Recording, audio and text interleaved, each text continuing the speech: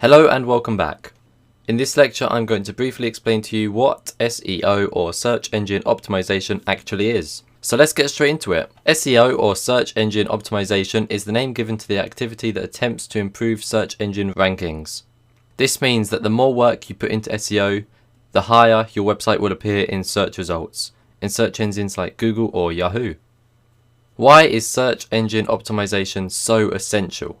SEO is essential because the majority of search engine users are more likely to click one of the top 5 suggestions in the search results. So to take advantage of this and gain visitors to your website or customers to your online store, you need to get into the top positions. Users trust search engines, and having a presence in the top positions for the keywords the user is searching increases the website's trust. SEO is fantastic for social promotion of your website. People who find your website by searching Google or Yahoo or any other search engine are more likely to promote it on Facebook, Twitter, Google+, or any other social media network. SEO can put you ahead of the competition. If two websites are selling the same thing, the SEO optimized website is more likely to have the customers and make more sales.